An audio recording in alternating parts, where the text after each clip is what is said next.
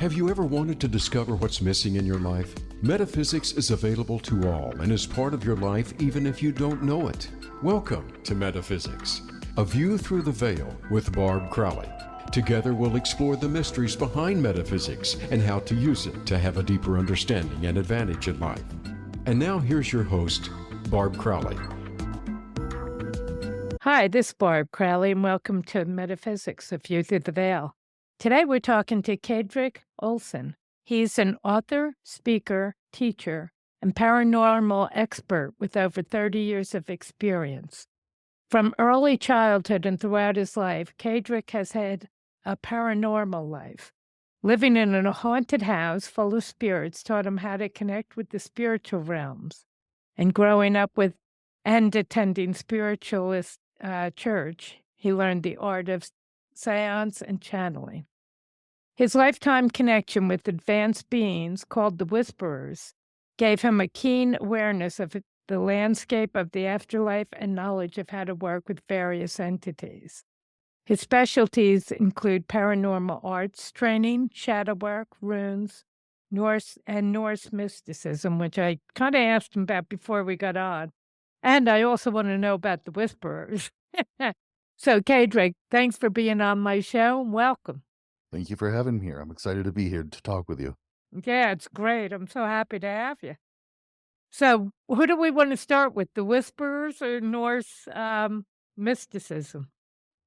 Your call. Let's go for the Whisperers. Okay, cool. The Whisperers are spiritual beings, teachers, guides, spirit guides, if you want, that have been with me since I was a child. I remember being on the playground in elementary school, talking with them. And when I heard other people talk about, other kids my age were having imaginary friends, and I could see that they were playing games with their imaginary friends, but I always thought it was odd that mine weren't doing that. Mine were teaching me. They were like teachers still, but they were teaching me about Right. different layers of reality, how to communicate with spirits, how to work with energies. So yours were no fun. Right. My imaginary friends were teachers. Yeah. And the reason why I call them whisperers is the way they talk. It's not overt like a conversation like we're having here. It's not like this clear gestalt that we're having, but it's more like these subtle messages, these subtle sense of knowing, gnosis, claircognizance. It's just like this subtle awareness.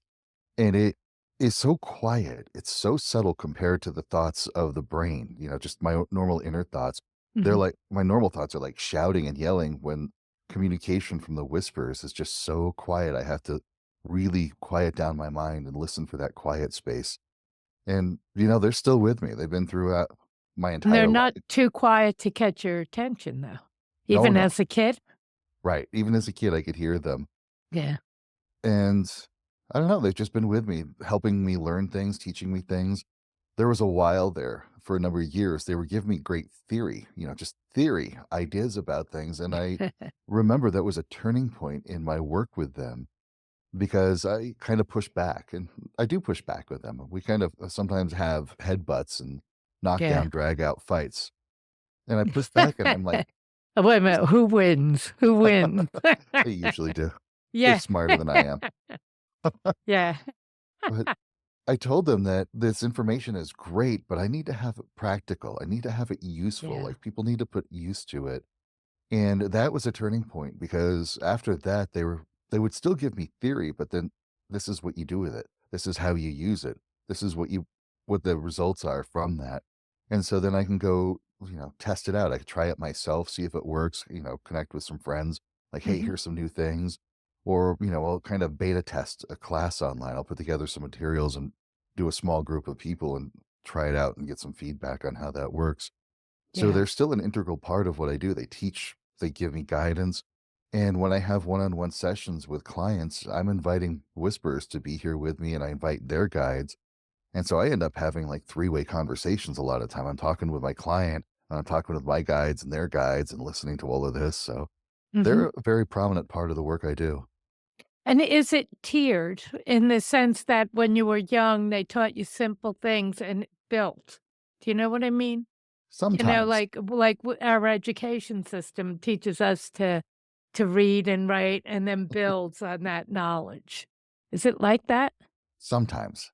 Mhm. Sometimes there was stuff I got at a younger age that I still consider pretty advanced, But and then there are times in today's world, in today's life, I'll get something simple. So it's been all over the board. There are times where I've Right. had to spend maybe a few years deciphering information that they gave me because it was so complex. And sometimes I got it. I know it. Yeah, yeah. Sometimes it's easy and sometimes it's not, huh? Exactly. Yeah. So what have they taught you?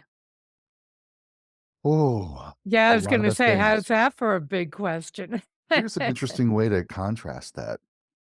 Growing up with the paranormal all around me, the haunted house, going to seances, it Mhm. was hard to reconcile what I was seeing on TV shows and the movies because they're all horror based. They're all scary. Right. They're all like in your face, theatrical experiences.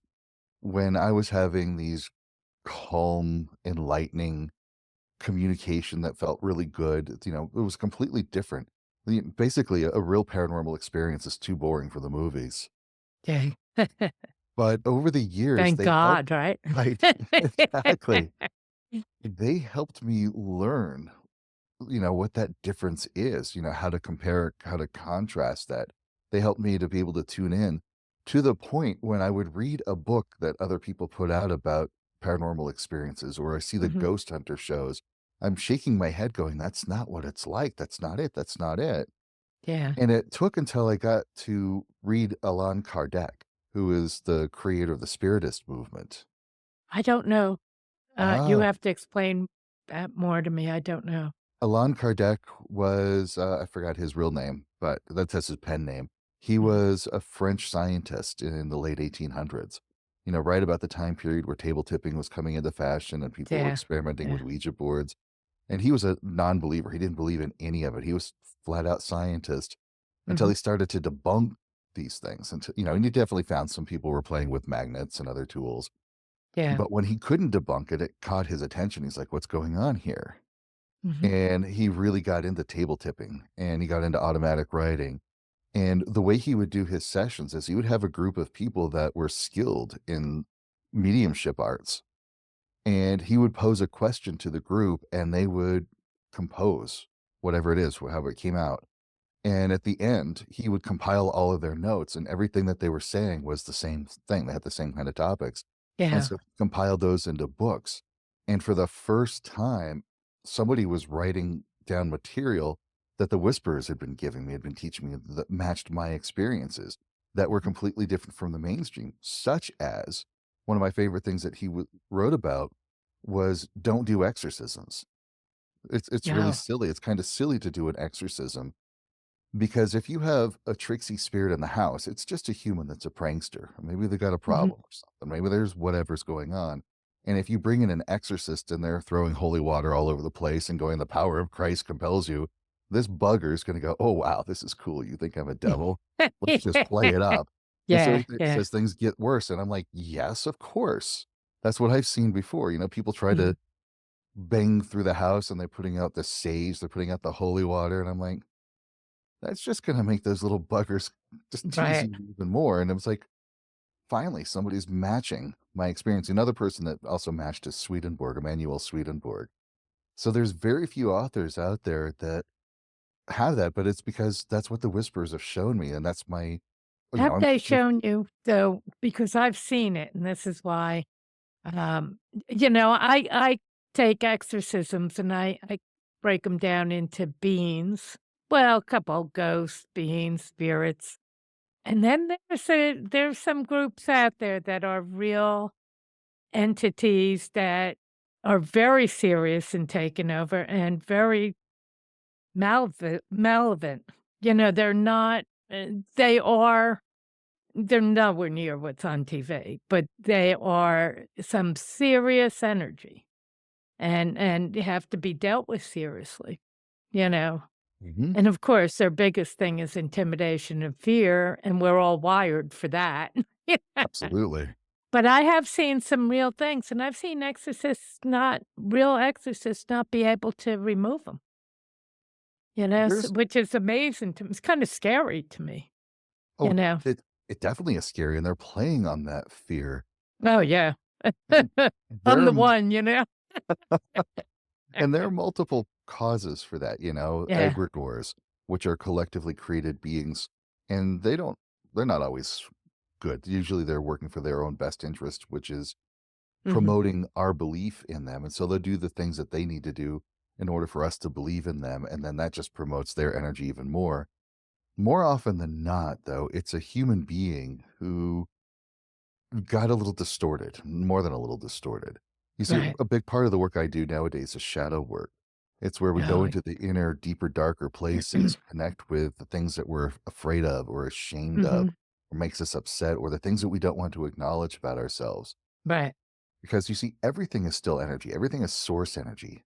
And we human beings have the ability to distort that source energy.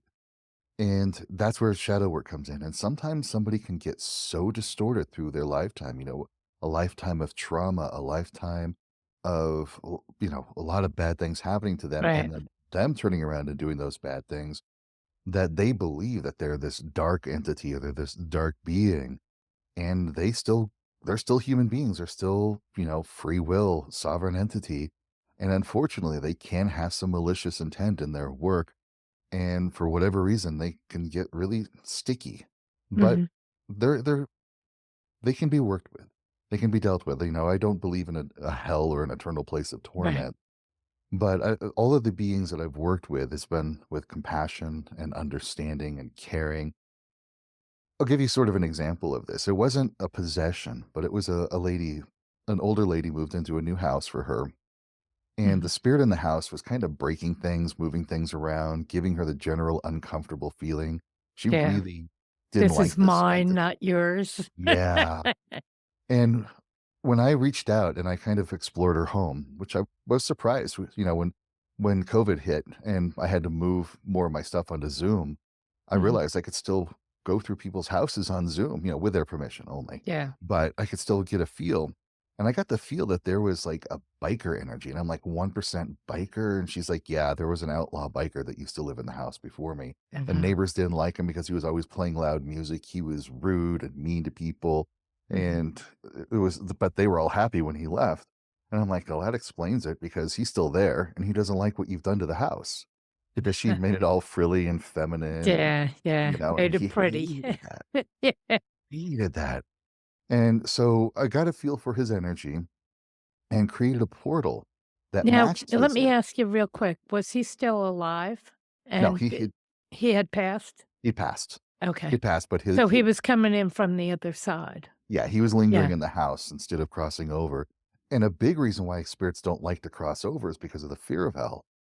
They think, if they've made mistakes or if they've done bad things or they were told they were a bad person, they don't want to go to the other side because they're afraid of hell, but there is none. Right. A We lot can of get into Catholics are afraid, and they're good people, and they're still afraid. but what we Yeah. did is I created a portal that matched his energy. Mhm. And on the other side of that portal was kind of a dark realm, but it was full of loud music, people fighting, yelling, there's a lot of violence and aggression. And the lady, she's like, that sounds like hell. And I'm like, you're right. That would be hell Yeah. for you or I. But to him, that's a heaven. So Yeah, he that's home. gladly went. Yeah. Yeah. We amped up the frilly feminine energy in the house so that it was Mhm. uncomfortable to him. And we made sure that portal stayed open. And he was like in hog heaven, haha, hog Yeah. heaven when he went through that portal because that was ideal for him. And so that's how I tend to work with some of these darker Mhm. beings is recognize that they have their love, they have their joys, they have the things that resonate with them. And so why not help them go to a place that matches their energy? Right, that's Why a not good help them go to idea. home? Yeah. Have you had them? Sometimes when I've worked with portals, I've had to close them a number of times. Have Mhm. you had spirits kind of wanna be one foot in both? Oh, all the time. I like it over there, and I like it over here." Yeah. Lost souls. There are plenty of those. When I perform seance or I teach seance, there tends to be a lost soul showing up. Mm. And the way I What know is a lost soul? it's a person who may or may not know that they're dead. Yeah. And for whatever reason, they don't want to cross over to the other side. They're avoiding the transition. Hmm. And there's millions of reasons, you know, they could be attached to their home, or Right. the business is not done that they need to take care of, or they think that they have to stick around for a loved one, afraid of what waits for them on the other side, or Hmm. simply they don't know that they're dead. You know, maybe it was a quick death. You know, the guy who died on a motorcycle once Right. came in and he had no idea. He's like, "What's going on? Why isn't anybody talking to me? Why can you suddenly talk to me now?" Like, Yeah. he had no Yeah. idea. And How'd you so they break it to gently, him? I gently, see dead people, one of those things, yeah, and we I bring can in see loved you. ones, we bring in guides, and we say, "Hey, Yeah. you know, you died. Here's what's going on." And, you know, it's a quick educational process. Just let them know there's nothing to be afraid of on the other side. Hmm. Yeah. Because what really that they're going to experience over there is, yeah, there's going to be sort of a review. It's not quite that. We can talk about that later, but it's not quite a life review. It's something a little different, but our brains interpret it as a life review. Hmm. But when they're over there, there's no judgment. The people that you're with, the guides, the loved ones, they understand why you did everything you did. Right. And there's a reason why you did There's a what you bigger did. picture. Yeah. Yeah, and they get that. And even though like 10 years on, 20 years on, you may look at something that you've done and you may be embarrassed or ashamed of it. You may feel like, "Oh, this is terrible. I'm awful." The person who you were at that time, that was the only thing you could do. Hmm. That was the only action you could take. So it's okay. And these Yeah. beings, they get that. They're like, "No, don't worry about it. It's okay." Hmm. You know, we all make mistakes and we all learn from and grow from them. And look what happened, who you became because of that mistake. Because sometimes we do something that we're ashamed of, or we're, you know, embarrassed that we ever did that, and that Yeah. serves us as kind of a lesson, like, "I'm never doing that ever again," and so the rest of our lives, we'd never make that mistake again. We Hmm. never do anything like that, and I was like, well, maybe that lesson at that one time was so that you could shift into that state of being so that you don't do those things anymore. Yeah. Yeah. Yeah, That's a very gentle way of looking at it. absolutely. Have you had it where some other people have told me this part where, and I'm a medium and I can see over there, but mostly I just talk to the spirits. I don't talk about the life review or any of that much, unless they got stuck. And Yeah, then what I do is the moment they passed and they turn around and look at their lives, if they judge, if that emotion's still there and they judge, we got a problem. gotta And work. yeah, and then I'll go back to that moment and turn them around and have them see the good. No matter what they did, have them see the good, and then we're okay. But sometimes I've had to go back in and take that moment and resurrect it, really, relive it but anyway, um, but the being able to feel, to see our life, but then to experience it from everybody else concerned. Have you seen that part? I've heard about that. I've heard about it too, I haven't seen it I either. haven't experienced that, and I haven't Yeah, connect yeah. the way that my guides have showed me, the whispers have showed me what happens when you get over there is time is as a linear function, it's just a construct of the brain. Mhm. When you get to the spirit world, time doesn't work that way. There is no Right. past, present, future. Everything exists as a continuum. Mhm. And when you leave the body, you go over to the other side and you are able to experience your physical life as a container. It's like a continuum of existence. It's just like a whole spectrum from birth to death, and it happens all at once. It's like a painting, but you can focus on different parts, basically different time periods by tuning your resonance to those Mhm. moments. And so it seems so you're basically experiencing your life as a continuum. Then when Right. you come back into the body, the physical brain has to make linear sense out of what you just experienced so that you can remember it, you can process it and understand it. And the physical brain goes, "Oh, I just saw my life flash before my eyes. Or I Yeah, just had a yeah. life review." Well, that's not quite what it was. It was just the continuum of your existence, and the brain is trying to understand it, Mhm. but Yeah, never once we for the come back others. to this tiny little body we've made, and I call it a tiny little body because we have cut off knowledge, the density, all of it. Our world is so tiny compared to what's out there, but we couldn't be here without doing that. Exactly. Nobody'd make it past 5. Everybody'd say, "I'm outta here." Not having a good time. I'm out of here. So coming actually, now that I'm talking about being young again, you were in a haunted house. Mhm. Well, was your family paranormal? Were they open to it? It's Did you grow up interesting. in that kind of a family? Yeah, for the most part, I did. My mom and dad were definitely open to that. They're the ones that took me to the spiritualist church. They're the ones that took me to Mhm. seances in the church basement every Oh, Saturday yeah, so night. they were active, yeah, in Oh, yeah. paranormal. Yeah. My mom my mom worked near ISIS Books down in Mhm. Denver, back at Yeah. the old location, not the new one, I remember the old it. one. Yeah, And so if I ever had a book I wanted, if I needed some herbs, some incense, oils or whatnot, she'd just pop over there, bring it yeah. home so I could, you know, they were always open to let me Mhm. explore. And she connected me with Timothea, the old Wiccan high priestess in Denver many, many years ago, I back when it didn't was know. just one coven. Yeah. Yeah. I didn't know, what was his name? Timothea was her name. Oh, her name, Yeah. Timothea. Yeah, I didn't know her. Yeah, Yeah, it's way back when. yeah.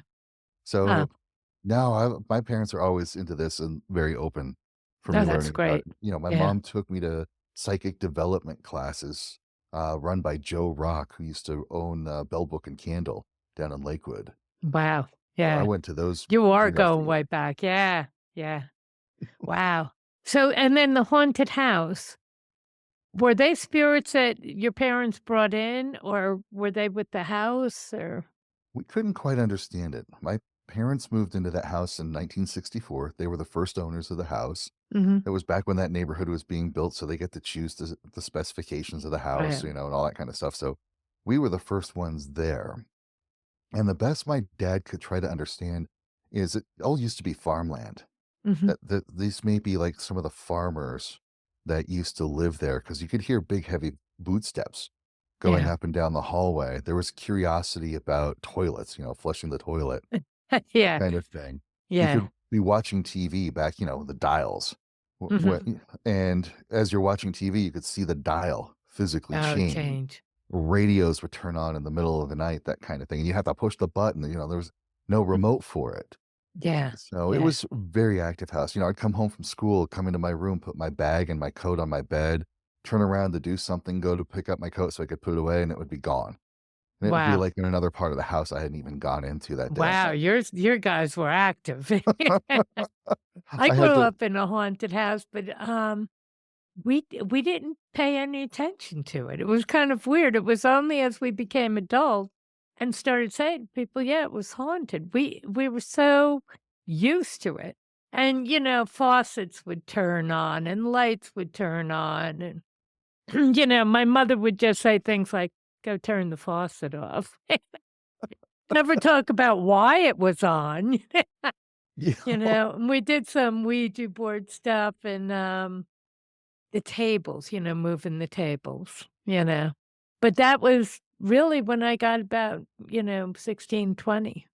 Before that, we just lived with these other spirits and would hear, like, the heavy steps and, all of that, but we just never thought anything of it. It's really odd when I look back and think, we just never talked about it. It was just it just was. You know, it's kinda weird. Yep. But now looking back, I realize very haunted. It was very haunted. My brother and I one time went out, younger brother, and came back in. Every light and every faucet in the house was on. Every single one. But the full those faucets were full on. It's like, "Okay, we will leave you alone again." Yep. I've had to come around to faucets being full on a couple times. I was Mhm. just like, "What are you guys doing?" Right, right. It's interesting. My mom and dad were just like, "Meh, okay, cool." My brother, who's 13 years older than I am, he really didn't acknowledge it. He went and became a doctor, and he has a hard time acknowledging this stuff, even though he was face to face with it. And with my sister, the entire thing just scared her way too much. The Ah, movies got that's to too her bad. Yeah. way too much to the point now, if she like when she sees me with a Ouija board, she's like, "Oh, I don't know about that." I'm like, Yeah. "It's just a piece of wood with letters and numbers. There's nothing more than that." "No, it's not." It scared her so much, and I remember when she would babysit me, just how terrified she would get, but I remember also trying to reconcile it. I'm like, "I'm not feeling anything scary, but you're scared, so I gotta be scared because you know something Right, that I don't know. So I would right. be scared," but I'm like, "Of what? This isn't the scary stuff. So what are you scared of? Because that's not the scary thing." Do you think she was seeing things that you weren't seeing? No, she just didn't know what to do with it. I don't think she had the connection, and if she did, she just ignored it. It just the movies got to her way too much, I The think. movies were wild, Yeah, yeah, Poltergeist and all those movies, yeah, they were pretty intense. yeah, Yeah. and I They was, were what Jaws did to the ocean. it's true. It's Yeah. like my little perpetual soapbox is Ed and Lorraine Warren. I'm grateful for the fact that they brought paranormal to the mainstream attention, that Mhm. they wrote some of the books that they did, but we have to remember Ed and Lorraine Warren are demonologists. They're self-professed I don't know demonologists. Lorraine Warren. I need Oh, to you need to educate me a bit on that. Amityville, the Okay. Amityville House, they wrote Yeah. about that. My The Conjuring, sister-in-law lived across the street from there, from that house. and see, there was nothing that ever happened there. That was all bogus. Well, no, The there was a murder or something. Right, The there's a kid murder, went but crazy and all that. But after that, then it became a Hollywood thing. yeah, it's just a Yeah. Hollywood thing. The Conjuring, they were involved with The Conjuring, Annabelle, all of that kind of stuff. So the movies were made of their Mhm. work. But the problem is like I was saying, they're demonologists with the Oh. Catholic Church. And they are full on, even though Lorraine Warren was a clairvoyant, she was in communication with spirits, they full on believed, no, that is not your grandmother coming to say hi to you. That is a demon in disguise, pretending to be your grandmother to take your soul and damn you. Oh, And gee, so, that is terrifying right there, yeah. yeah. And people have said that they were getting along fine with the spirits in the house. Sure, it was a little weird, a little bit strange, but Right. then the Warrens came in and barged their way into it, did a seance conjuring these demons. Mhm. Things just got worse and downhill from there because they projected their fear, they projected their Right. beliefs into the house and made things a whole lot worse than it ever really needed to be. I do believe there are demons out there, but I don't believe they're as strong as, people make 'em out to be. I think, like we spoke earlier, saying they'll feed on intimidation and fear. Yes, And once there is no intimidation and fear from your side, they've got no tools. They're exactly. gone. Yeah. Exactly. I tell Yeah. people all the time that if you ever feel the presence of something that makes you uncomfortable, something that's scaring you, that may be negative, it may or may not be. We're no judgment here.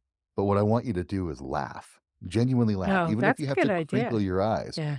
Because if it is like a thought form, or if it is something like a low level bottom feeder trying to intimidate you, it wants you to be afraid because it's feeding off of your fear energy. Yeah, it And needs so that. if Yeah. you're laughing, you're poisoning it. I More never often, thought of that. yeah, That you're is giving it true. the energy it doesn't want. But more often than not, what's going on is your spidey senses may be picking up on a spirit in the room, your psychic ability. You might have your clairsentience picking up that there's something in the room. Mhm. And because we've only seen TV shows and horror movies and all these kind of things, it's going to Yeah. that fear center. But if you laugh and it is like maybe grandma coming by to say hi, maybe it's a guide, or maybe it's somebody lost, and you Mhm. laugh, you're actually setting up positive energy to make a good connection with them so that Right. things can go well. And still, if it's a negative entity, you're going to shoo it away with the laughter. It doesn't want to be around that. So laughing is That's a a great great way. tool. Yeah. Yeah, It increases the vibration to the point where a dense or a negative vibration, it's uncomfortable. exactly. Yeah. Yeah, no, that's a great tool. So in all of your childhood, how did you end up going to Norse, mysticism? Why did you pick that methodology, if In that's the right word for it? Yeah. Yeah, Mhm. the basement I grew up in at my parents' house not only was haunted, but it was Mhm. like a library. They had bookshelves lining every wall of the basement, and the books were like 2 rows deep or more. Wow. So there were ample amounts of reading material for my hungry brain. And one of the books I found when I was preteen is Secret Teachings of All Ages by Manly P. Hall.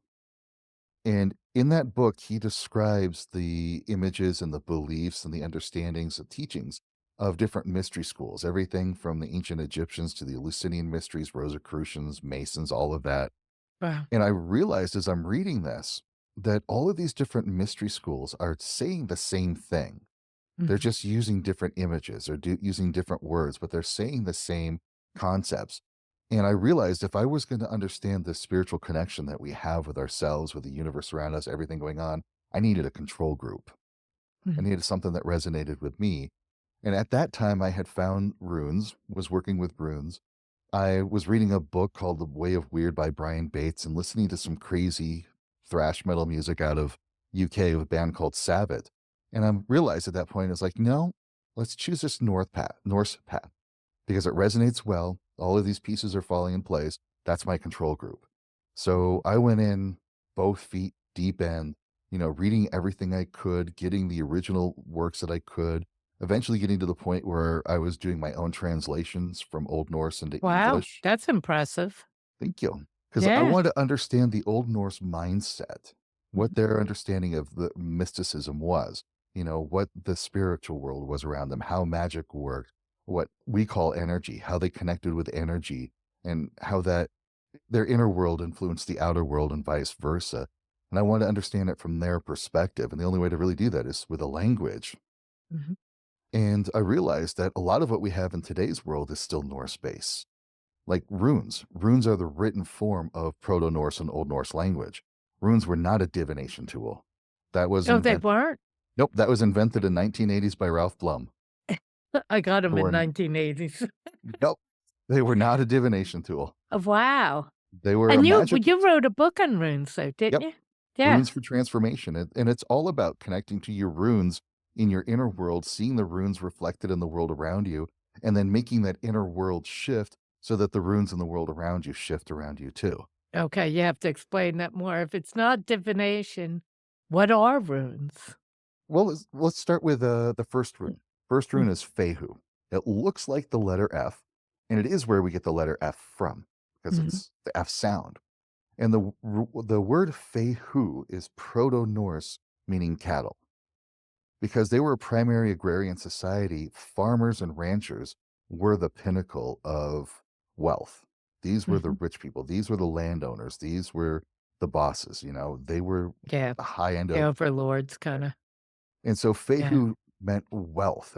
It was abundance. And as the language evolved, Fehu became Fey, which really deals with wealth and the money that was associated with that. And that word Fey became our English word of fee. So Like money fee? like fee, like money Yeah. fee, like the things that you Okay. pay. And Yeah. so the rune Fehu deals with basically investments, time, effort, energy. A Mhm. Fehu could be like a college student, the time that they spend studying and going to class. That's their I Fehu. see.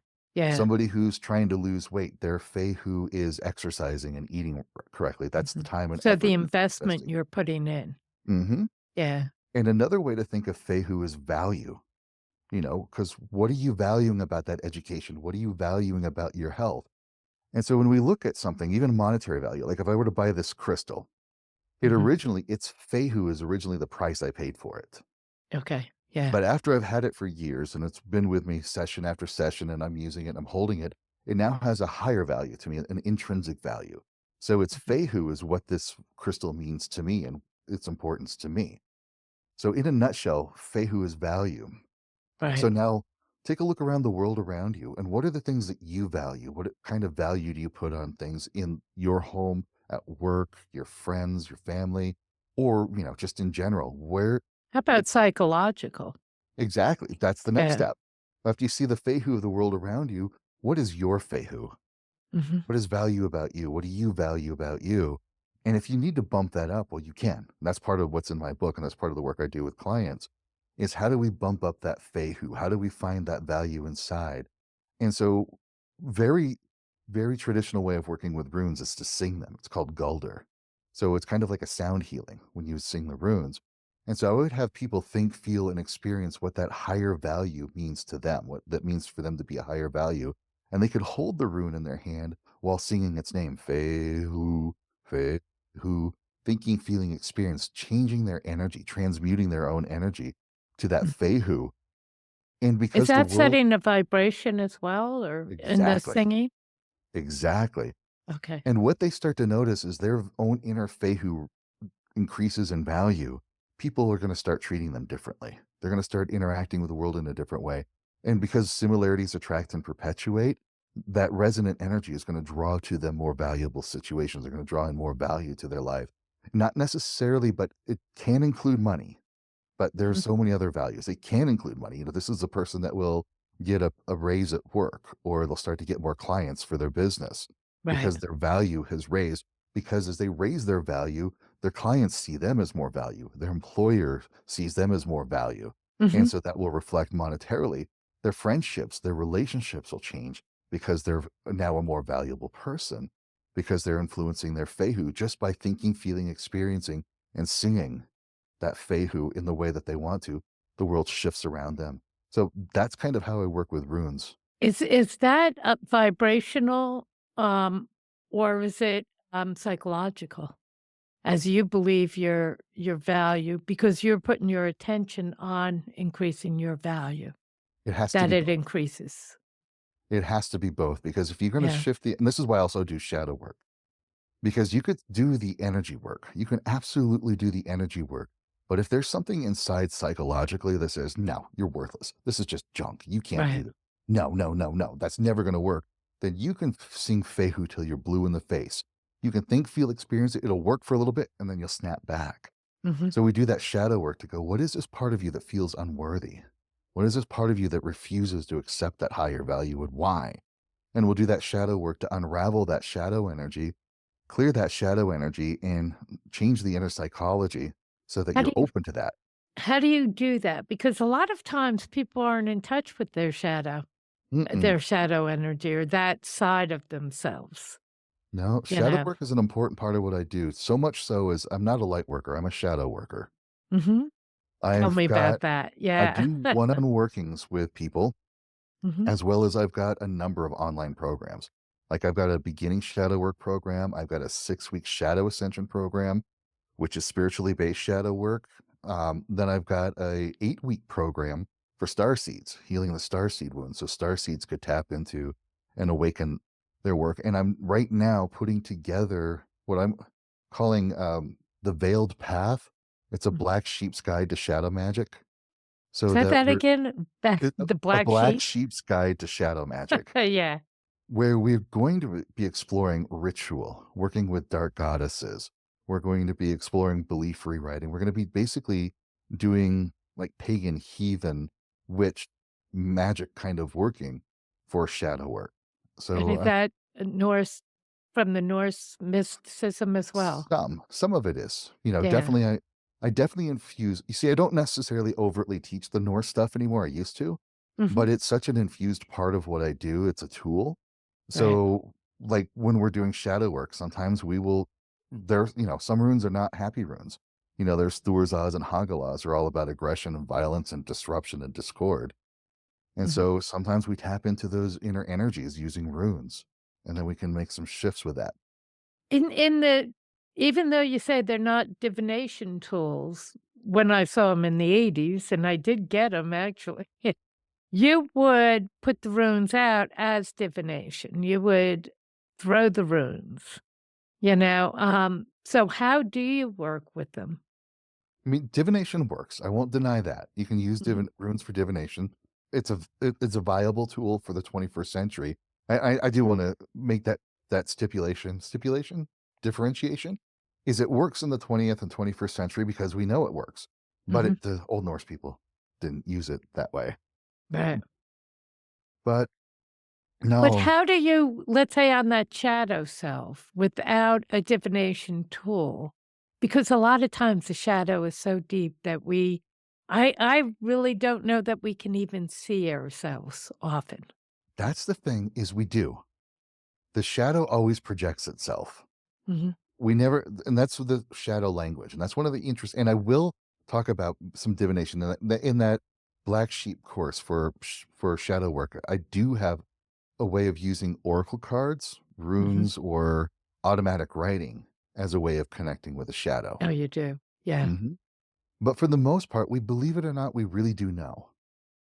Because the language of the shadows is it projects itself onto other people or other situations. Such as, the boss shows up at work, it's like, oh, I'm gonna be quiet now. I'm gonna shut up now because I don't want, or I get tense. And so when you start to notice these patterns Hmm. over and over, oh God, there's that person with green hair again. What are they doing? That's so stupid. It's not the Yeah. person Yeah. with green hair. It's not the boss. It's you, Hmm. right? Yeah. So Yeah. it's like, why does that person with green hair bug me? Oh, that's the And why shadow. do I have 12 green haired people around me? Yes. And then we go, okay, great. What is it about me that doesn't like green hair? Right. There's your shadow. So we project our shadows onto other people, their situation, and we blame them for it. But Hmm. people who become very skilled in shadow work, and that's how I do shadow work, is I teach people the skills, shadow Right. skills, so that when they're working, when they're doing whatever they do throughout their life, and all of a sudden they go, oh, hey, shadow, what are you doing? Where did you come from? What are you all about? Yeah. Because they'll pop up from time to time. Maybe they're trying to put out a new project. I'm like, oh, this is going to suck. Wait, hey, there's the shadow. What are you doing here? Where are Hmm. you? What are you coming from? What are you all about? Because shadow work isn't about pushing the shadow down. It's not about stuffing it down. It's not peace, love, and lighting it away. We don't embrace it and just love it.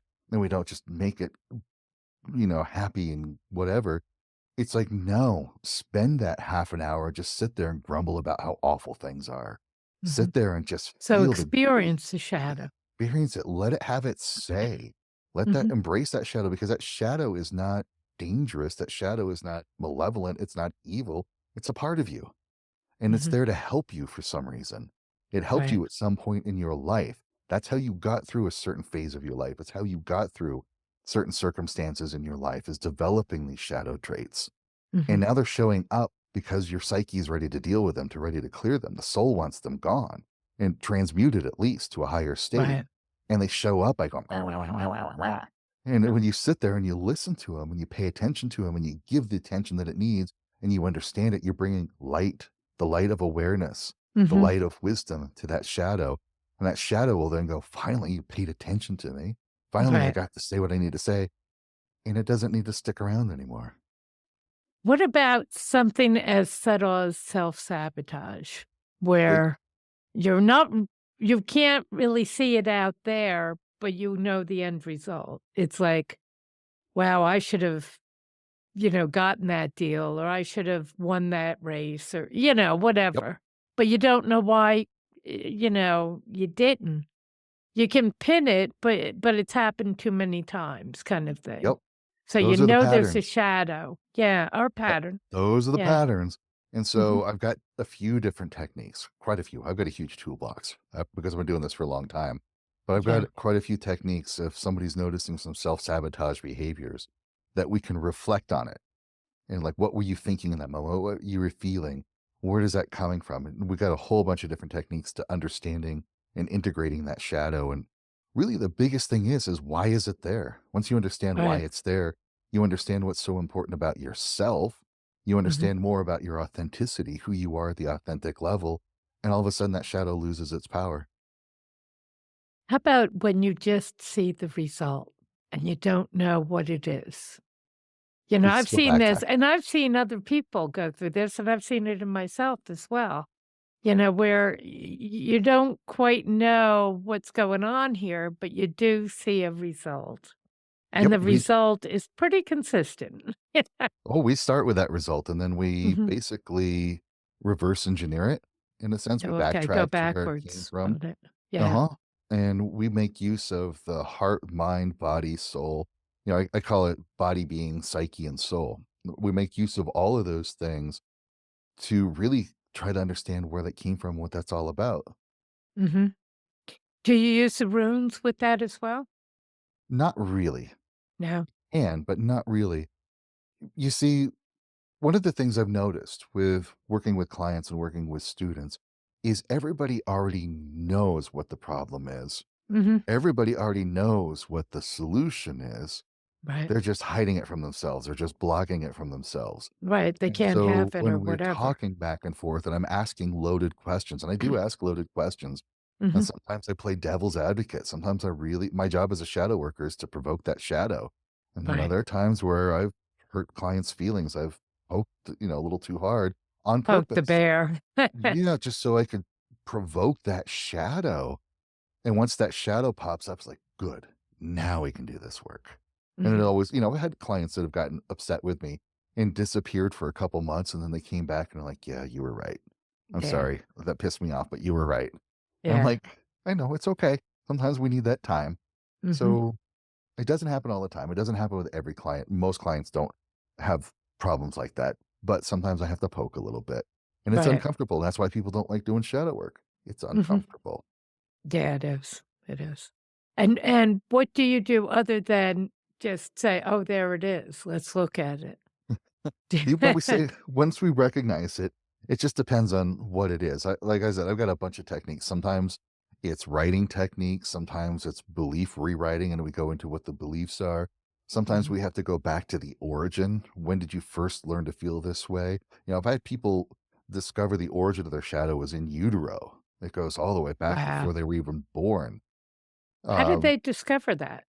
Meditation Through or patterns, and I guide them through meditation. I'm a transpersonal hypnotherapist, Mhm. so I'm able to guide people through that, and we can do regression. Sometimes it's past life regression. I've I had to do wondered past about life how regression much of it work. is past life that you're bringing in and Yep. you And can't see, that's see the it yet. thing, it's in my toolbox is past life regression. I don't advertise it. That's not like the big specialty. But I'm working with a client and we're working on the shadow and this doesn't make sense. That doesn't make sense.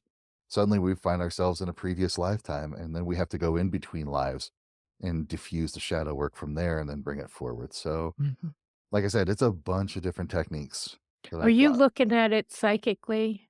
Like, I in always other do. words, you're seeing you can see it psychically, Not only is it and then you that, have to but bring the person there? I'm inviting their guides to be here, and their guides are telling Mhm. me, they're like, "Poke at this, poke at that, do this, do that." Sometimes I have no idea what I'm doing. I'm like, "Okay, so I'll ask this question, I'll do that."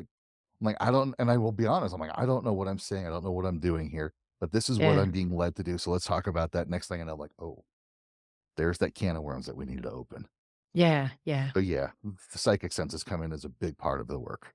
Mhm. So you're using your, the whisperers, your and are your guides and are the whisperers different, or are they the same? The I call same? them. To me, they're all whisperers because of the way they talk. Okay. Yeah. And then you're also using your clients' guides, Mhm. I so that invite you them to bring be them there too. all in. Yeah. Yeah. So Sometimes I'm having basically everybody knows except the person sitting in front. there are times when I've been working with a client, and we've got 3, 5 sessions or whatever that we're gonna be working, and the guides will come in and they're talking away, and I'm getting excited. I'm like, "Oh, look at this, that," and then they're like, "Oh, don't talk about that. That's spoilers. You can't go there yet." And I'm like, "This is just for you to know so you know where we're gonna be going with this work, but don't talk about it yet." I'm like, They're not ready to have it yet.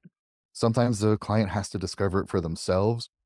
Sometimes they'll say, "Here, do this technique." Don't tell them why. Just wait till they see the result of it. I'm like, okay, because sometimes if I have you do a technique and I tell you what the result of the technique is, you're not gonna do the because you think, You're "Oh, not well, gonna. here's what the result is," but it's Yeah. different if you experience it and you discover it yourself than if Mhm. I were to tell it to you, because you'll Right. get it from an intrinsic view and it'll have an intrinsic meaning to you rather than me going, "Well, this is what that is." And so, there are times where I get information I just can't talk about because the Yeah. the client has to discover it for themselves and uncover it themselves. But because I know about it, I know where to poke and I know where to lead them and I know how to ask the loaded questions to get them to find that place. So you guide them to Yes. that to their shadow, basically. Yes. And are any of them just horrified by their shadow? That's the Did thing is no. We already know. Like I was saying, every one of my clients and students already know what the shadows are, even if they're not aware of it or letting themselves, they already know what the solution is. And as Yeah. we're talking, as we're working together, they always tell me what the shadow is. They always tell me what the solution is. And then I just put the technique and the practice together that helps them to get to that solution point. They just don't realize they're telling it to me because it comes out in our conversation. And how did they release, though? Just seeing it is releasing? Sometimes just knowing where it came from and what it's about is there. Sometimes we have to do some regression work and rewrite the past. Sometimes we have to transmute energies and change energies. Sometimes we have to give the shadow a new job. Mm. Maybe it was a protector, but now it needs to be a lookout scout or So something. you can't just fire the shadow and make it go away. You never do that because it's a It's part of part you. of them. It's a Yeah. part of yeah, it's something that is there that helped you that thinks it's still helping you. Uh-huh. And so you can't chop off your hand, if you Yes. cut your hand and you chop off your hand saying, "Well, the hand's bad." Well, no, well, let's take care of that wound. Let's find out what that wound needs and heal that wound up, and now you can still use your hand. Is this the same? I've seen people when they're young, especially, and they get scared, and they'll bring in a being who they can hide behind, is really what it comes down to. It's usually bigger and scarier than them, and they can hide behind that being, which is fine when they're 5. But when Mhm. they're 50, and this being is still there and in Well, their way, is that the same as the shadow it side? yes. This is what I call a shade. And we all do this. Every single one of us does this until we do our shadow work. Mhm. When we're growing up in our homes and our communities, we have to fit in. We have to. Right. Maslow's hierarchy of needs basically says you have to fit in. And in your first 20 years of your life, reality is dictated to you by your parents and your community. Mhm. That's the only way things work. That's how it is. That's always is. And that's just it. It's very absolute. Right. And even though we may have come in here as a higher level being, we came in here with a purpose, we have things to do. Sometimes our home life and our community is contraindicative of what our higher being wants to do, but we still have to exist in that world. We still have to Mhm. get through it. So we create a facade, we create a shade, we create basically false persona, a false personality. Right. And as we get into our 20s to 40s and then into our 40s to 60s, that false persona doesn't serve anymore. It Mhm. doesn't work anymore. Higher self is like, "Hey, I'm done with this. We need to get on track to why we're here," which is why some people have a dark night of the soul.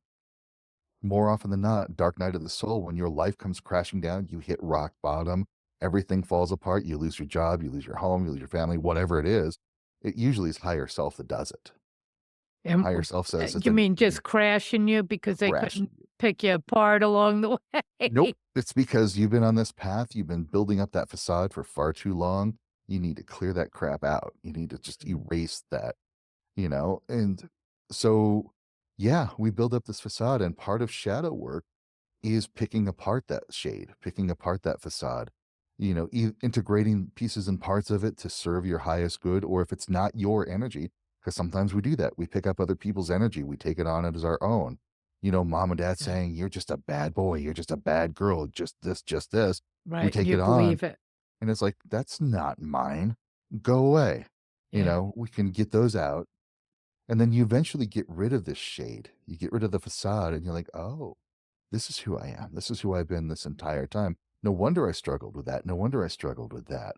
Mhm. And then what you end up doing is realizing sometimes you go through those struggles to understand what that struggle was like. Yeah. And now that you know what that struggle is like and what you've been through and how to heal it, now you serve as a guide for other people to get through that too. Mhm. So you pay it forward. Right, and you teach teachers. Exactly. Yeah. Exactly. A lot of my clients are teachers and healers themselves Right. that are just getting blocked up by their own limitations. And that's where the paranormal comes in. Mhm. Kids have their abilities. They see the spirits, they talk to spirits. Mom and dad are like, "Oh, that's evil. Those are demons, blah, blah, Don't blah. tell anybody, Won't don't do it." tell Yeah. anybody. And now they're getting into their 20s, 30s, 40s, and they're like, "But I can see something now. What's going on?" And it's triggering that fear. Yeah. And so we go do our shadow work. We release that fear. We get to realize that fear is something trying to protect you so that you don't hurt yourself. Great. Here are other techniques that you use to protect yourself. So now you don't have to be afraid. And now they Mhm. can engage with their paranormal abilities, engage with the spiritual world, and like, oh, there's nothing to be afraid of. Because now that shadow, instead of protecting them by being afraid and pulling them away from it, that protecting part of them is now like, okay, great. Set your energy, set sacred space, move to a higher state of being Yeah, instead of being afraid and pulling away from it and shutting down. and come back to yourself kinda thing. Exactly. Now, have you ever seen anybody come into you by the time they're done, they're like a completely different person? Oh, yeah. That they had picked up so much that they weren't that person at all, and they not even a little bit. You know? Yeah. Yeah, in my 6-week program, Shadow Ascension, it is intense. It is a very intensive clearing program, and I've had people that start off the program, they're confused, they're timid, they're not really sure about what they're doing. They're like, "I don't understand this. I don't get this. What's this?" I'm like, "Be patient. You can do this. You can do this." And then by the time they're done, I was like, "Look what I did. Look what I did there. Look at this happen." And Yeah. they're like a completely different person at the end, and I'm like, "This is so cool." Wow. Is it ever finished, the shadow work? Is it ever finished? Never. That's why I Yeah, teach skills. I teach people yeah. shadow skills because even who you are today, let's say you clear your shadows, let's say you integrate all those lessons, everything is working, life is going great. 10 years from now, the things that are working for you now, you may have upgraded in life so much that the stuff that's working for you now becomes shadows for who you're going to be in 10 years. So So it can be you, but at a less mature level or a less exactly. experienced level. Exactly. And Okay. anytime anybody levels up, they have kids, they get married, they want to scale their business. Mhm. Anytime anybody levels up, they have to do shadow work because Right. they got comfortable being the person who they are. Now they have to get uncomfortable to become the person that they need to be. And that means letting go of some of those shadows that have turned into comfort zones. I see. And sometimes it's actual other beings as well? What can happen there is what I call thought forms. They're Mhm, low-level bottom feeders that promote fear, that promote anger, whatever. They always attach no matter what, by the way, any spirit will always attach because it finds some homogeneous energy with us. I mhm. call it an energetic agreement. Yeah. That even though we're not consciously agreeing like, "Yes, you can attach to me and influence," there's Mhm. still like an inner need or inner pull that connects with that spirit in some way. Wait, And can you give me an example of that? yeah, like a person may just say, "I suck. I'm not worthy. I did a bad thing. I hurt somebody, or I just made a mistake and got scolded really hard for it. So Mhm. I just need to feel like, oh, I'm a terrible person." And now Right. they're going to get a thought form that's like, "Yeah, you are a terrible person." And now anytime they start to feel like, "Look what I did. That was over there. Look at that. Oh, remember when you did this thing? Oh yeah, I am a terrible person. I suck." Oh, I And got you, so yeah. they have that attachment to that. And any energy healer, any sort of psychic healer can clear off attachments. It's pretty Mhm. easy to do.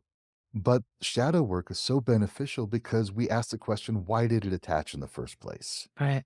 Why did Where's that the thing come connection? to you? Yeah. Because until you do that work, something else or that thing will come back because you're calling it back to you. So we have to find out what that energetic anchor point is. Mhm. Why did it attach? What is that homogeneous energy? And that's where we do that shadow work so we can clear that energy point. And now all of a sudden that thing is like, you're boring. I don't want you anymore. Yeah, yeah.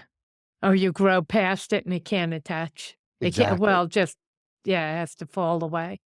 And how about your world? I would think friends would fall away, that as you change, your world changes. You see, that's the thing that people don't tell us about spiritual growth. And I don't care what path anybody is on. Mhm. As you're progressing on your path of spiritual growth, it will always be a destructive process. Mm, 100% of the time, because you are resonating with your authentic self, not the facade that you had to create to exist in the world. right. Your authentic self comes into play, and now friends and family are like, "God, what is going on with you? Why are you so weird? Why don't we just I can't deal with Yeah, you anymore." And it yeah. hurts. It can be so heartbreaking. But if you Mhm. continue doing the work, if you continue on that spiritual path, remember, similarities attract and perpetuate. You're going to resonate this authentic energy, who you are at the authentic core of your being, and it will draw people and situations and circumstances to you that are in resonance with you. And you'll find a much better, a much more fulfilling life once you get through that destructive process. How many bail halfway through? How many, just bail and can't do it and or You too know, afraid to do it or I don't know because I'm committed to my clients. I'm committed to my clients' success. And so if my clients are doing the work, they are all successful. So I've never seen anybody bail. But talking with the clients, when I work with people who are, in their 30s and 50s, they tell me about when they were in their late 20s and 30s. when they started to do the work.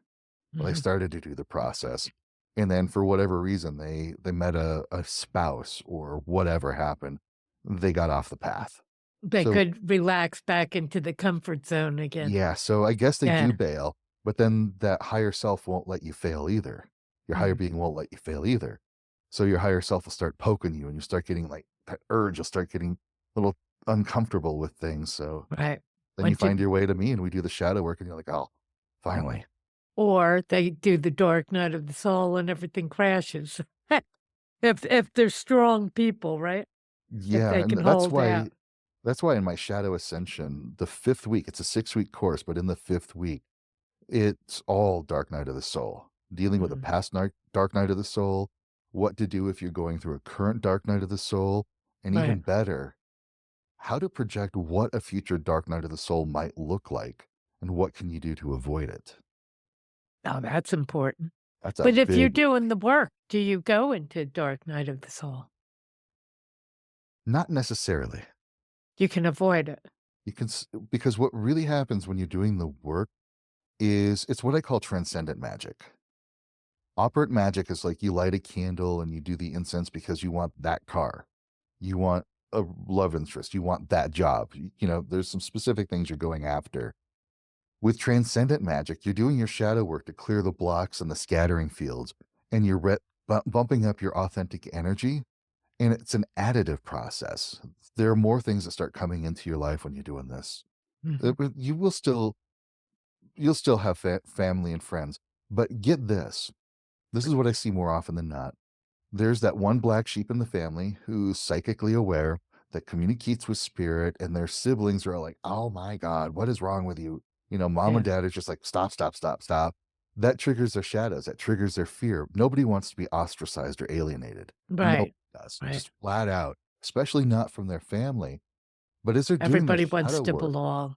they wanna Yeah. belong, right. As they're doing their shadow work, they're emboldened by their work. They're emboldened by who they are authentically. They get to their core values. They find their own strengths. And now they can go back to their siblings and their parents and like, yeah, I know you don't like what I'm doing, but it's okay. Let's do this instead.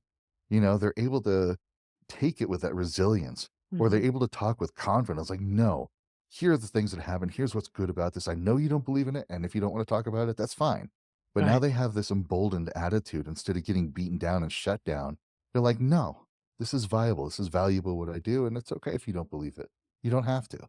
They're a different person where they're no longer triggered by other people projecting their shadows onto them. How many of those families try to tear them down, though, for daring to change, that kinda thing? That's a hard thing. That's a hard river to swim upstream on. Yeah. It can happen, but the fun thing is my clients find a way.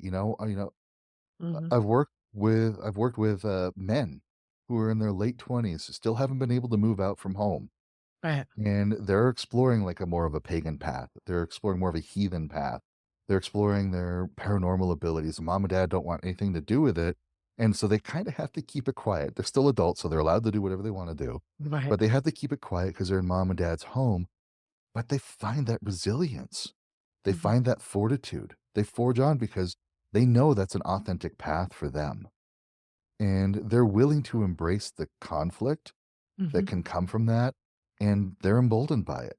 They're able to take those steps forward, and quite often, most of them find that upgrade in their life where they're able to move out of mom and dad's house. Mom and Right. dad don't understand, and they never will because that's not mom and dad's path, Mhm. and that's okay. And they're like, "No, you just go your path, I go mine, and we'll still love each other on the things that we agree on and connect with." And then they're all okay still. I Yeah, mean, they can yeah. it's not, "We're gonna cut you off if you go there." Now this Yeah. stuff doesn't tear apart families. Okay, I It guess that's what I was asking, yeah. Yeah, this doesn't it Because no, it that's a brings high price to be paying, it you is. know? No. No, what I've seen is if people are on the authentic path, other people don't understand it. But what tears apart families is people refusing to communicate with each other. Mm, There's just too headstrong with opposing forces, and they're just butting heads and butting heads. Somebody gets feeling bad about the way they're treated or whatever, and they're full of resentment and they walk away. But when you have this strength, imagine, I don't know, I'm going to this isn't so much of an imagination, but, when we do some cord pulling, let's say a lady has a very toxic mother that is just full of just awful things to say. We do Right. the shadow work. If she finds her authenticity and bolding it, we pull out the tendrils, those toxic tendrils from mom. What I call the chords. Yeah. Cords, Yeah. exactly. And invariably within 24 to 48 hours, whoever we pulled those cords on will email or call or show up. Yeah. Yeah. They Reach out. always do Yeah. because they're psychically aware that I'm not Right. getting my energy fix from them. What do we do? But Hmm. now this lady, when we pull those cords and we do that shadow work, what mom calls her up on the phone, nag, nag, nag. Mom, I understand where you are, but I love you, mom, and I want to talk to you, but not if you're going to be like this. Bye. Hmm. So now she's setting her boundaries. Now she's setting a new expectation She for mom. can disconnect from Right. it. Mom's gonna Yeah. call up, "How dare you?" "Mom, I told you I love you and I'm willing to talk to you, but not when you're like this." Hang up the phone. Right. Eventually, a few days later, mom calls, "Oh, okay, I'm sorry about that, I get it." Whole different field. You see, what would have torn apart the family is the yelling and screaming at each other and the bad feelings, but that one person that can hold their boundaries, where they can set their Hmm. authenticity and say, "No, mom, I love you and I love talking to you, but not like this and not when you're doing that." And they Yeah. hold their boundaries, that doesn't tear apart a family. Right. That's a hard thing to do, especially when they know exactly every button to push and where Yes. they all are. But shadow work takes away that tension, That takes away button. that trigger. Yep. Yeah. Wow. You mentioned spiritually divergent people. Have we talked about what do those words mean? Spiritually divergent. This is the black sheep. These are Mhm. people who don't follow mainstream religion, mainstream spiritual practices. They don't Right. go to Protestant church or Catholic church. They might not even go to a Buddhist temple, but they are people who follow more of a different spiritual path. When we look into statistics, mainstream religion numbers are dropping like crazy. Yeah. But the category of other is growing. Mhm. And that other is spiritually divergent people, people who are turned off by mainstream religious, turned off by orthodoxy, and they want to understand their spirituality. They want to understand their connection to higher beings. They want to understand energies and magic and manifestation. They just don't want some orthodoxy ramming it down their Right. throats. They don't Right. want to do it. And so they are on a divergent path, Mhm. spiritually divergent path. Sometimes they're witches, sometimes they're Wiccans or heathens, Norse pagan, you Right. know, sometimes they just don't want to define themselves as anything. They're just solitary practitioners or spiritual explorers. But so I've kind of coined the term spiritually divergent to Mhm. encapsulate these people that know there's something better going on and want to explore what that is without Right. orthodoxy demanding that they follow a certain path. And want to work with energy without rules. Yeah. Really. But don't you find that even though we like to say it's a community, it's not very tight a community. There's a loneliness in the, in following your path or in investigating, there's a loneliness there somehow. There can be. And what I've noticed in looking at different communities, especially, since being in the Norse pagan community, the also true community for so long, I've noticed areas like Colorado Springs and Salt Lake City have very tight knit pagan and heathen communities. Mhm. That's because the Christian orthodoxy is so strong in those Oh, I places see, yeah, you have that to they gather band together. together, yeah. Exactly. But, Yeah, here in Denver, where we are, yeah, there's they don't have the big thumb of Big Brother bearing down on it. So what's there to band together mhm, against? What, yeah, why? And unfortunately, this seems to be something about human nature that I want to figure out that if we can agree on 90 to 95% of everything, you mhm, would think that would bring people together. yeah, But for some reason, we tend to focus on the 5 to 10% that we don't agree upon and say, well, you're just weird because you're doing that. And I don't want anything to yeah, do with you. And I'm like, but we agree on the other 90 to yeah, but 95%. maybe the agreement part is boring. Right. So, What's to talk about? We all agree. so I think what's going to help spiritually divergent people of all paths come together is the recognition that there still is a common adversary. Mm, There still is that mainstream. It's what I call the shadow matrix.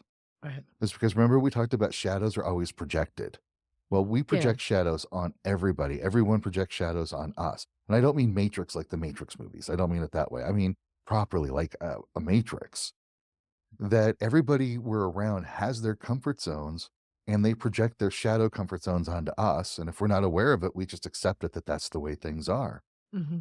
And we project our shadow comfort zones onto other people.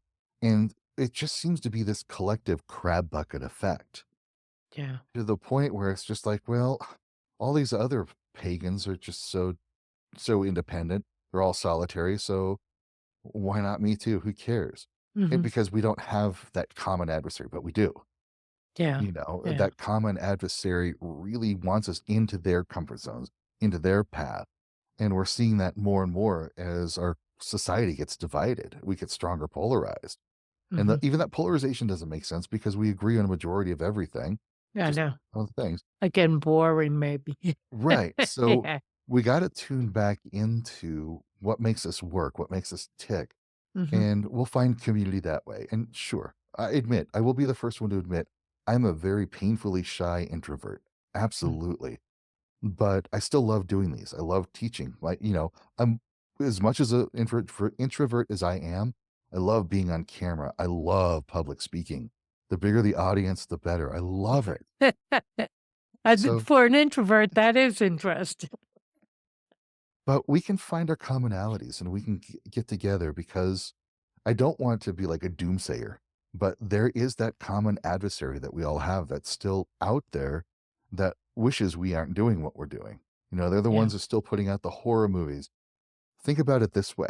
My wife and I had a very interesting discussion about this. When was the last time you ever saw a pagan positively represented on a TV show? Like it was a sitcom or something. Oh, I don't remember ever seeing it. They're Really? always the goofy weirdo person that Yeah, yeah. made fun The of or the laughed at. humor. Right. Yeah. And remember there was like a couple of TV shows where the main characters were obese and there was just like a whole lot of pushback on how dare you have obese main Oh, yeah. characters? Imagine what would happen if the main characters were a pagan couple. Wow.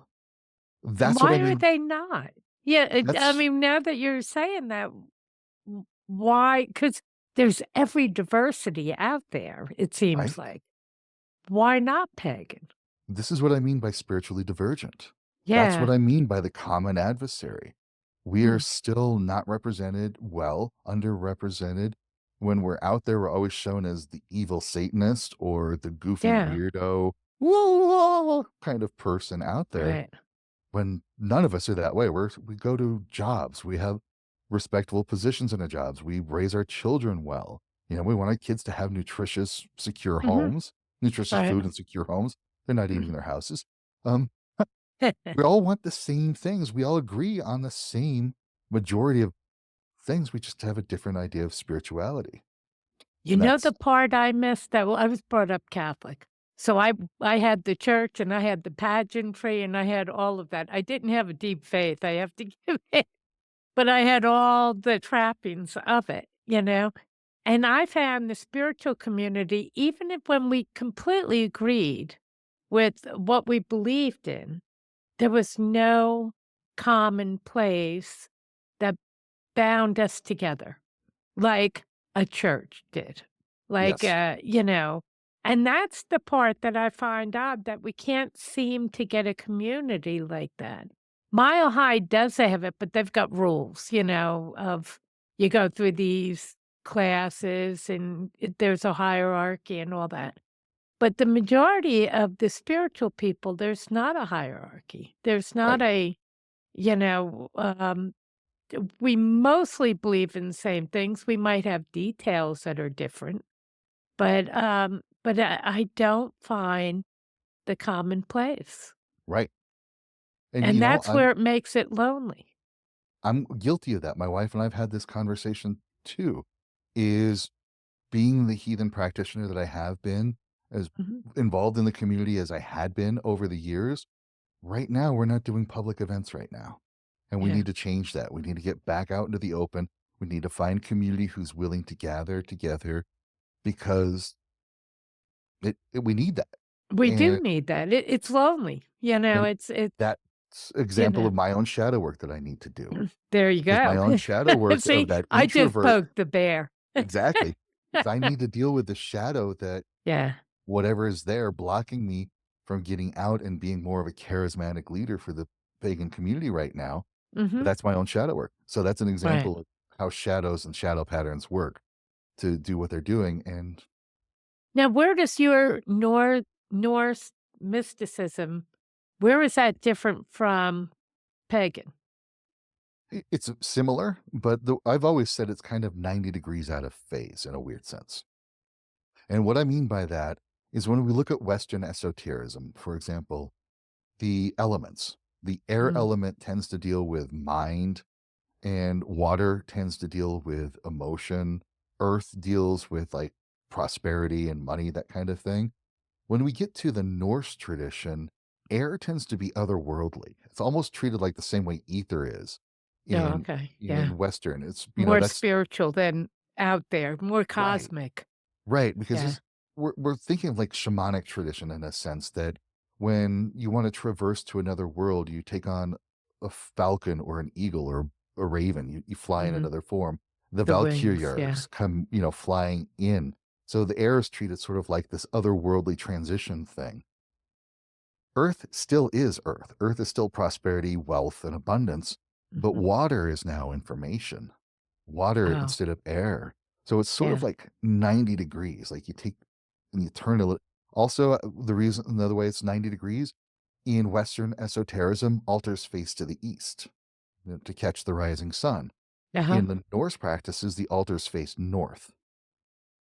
Why?